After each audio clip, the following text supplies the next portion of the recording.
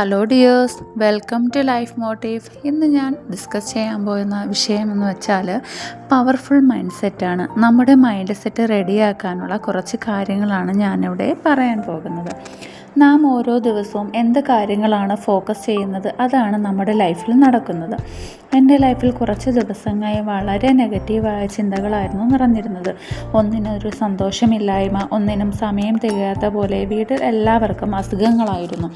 കുട്ടികൾക്കും മുതിർന്നവർക്കും അസുഖങ്ങൾ വരുമ്പോഴേ നമ്മൾ ആകെ ക്ഷീണിച്ചു ഇല്ലാതായി പോകും. ഞാൻ എൻ്റെ മൈൻഡ് ഫ്രീ ആക്കാനായിട്ട് ഒരു ജേണൽ എഴുതുകയുണ്ടായി.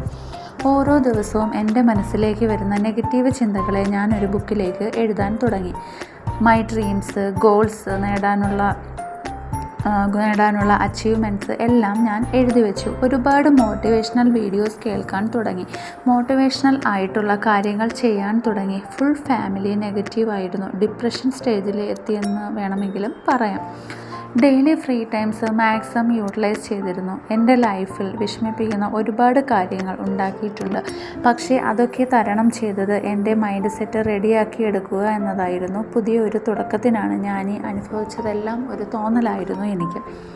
നമുക്കിഷ്ടപ്പെട്ട കാര്യങ്ങൾ ചെയ്യുന്നതിലൂടെ നമുക്ക് ഒരുപാട് റിലാക്സ് ആകാൻ സാധിക്കും. നാം എപ്പോഴും നെഗറ്റീവ്സും നഷ്ടങ്ങളും ഓർത്തിരുന്നാൽ അത് തന്നെ ജീവിതത്തിൽ സംഭവിക്കുകയുള്ളൂ. അത് മാറി നേട്ടങ്ങളും പോസിറ്റീവ്സും ചിന്തിച്ചാൽ നമ്മുടെ ലൈഫ് മാറി മറിയും. ഞാൻ എപ്പോഴും പറയുന്ന കാര്യമാണ് പ്രാർത്ഥന, അതുപോലെ തന്നെ ഗ്രാറ്റിറ്റ്യൂഡ്. നാം എപ്പോഴും പ്രാർത്ഥന ഉണ്ടായിരിക്കുക. ഏതൊരു മതസ്ഥരാണെങ്കിലും ആ ഒരു ശക്തിയും നമ്മൾ വിശ്വസിക്കുക. ഇന്നല്ലെങ്കിൽ നാളെ നമുക്കുള്ള ഉത്തരം കിട്ടും.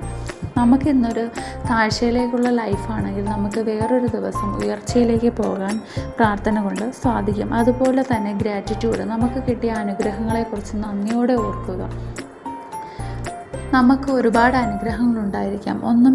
ഒരു അനുഗ്രഹങ്ങളും ഇല്ലാത്ത ആൾക്കാരിലേക്ക് നോക്കുമ്പോൾ നമുക്ക് കിട്ടിയ അനുഗ്രഹങ്ങൾ എന്താണെന്ന് നമുക്ക് മനസ്സിലാക്കാൻ സാധിക്കുന്നു.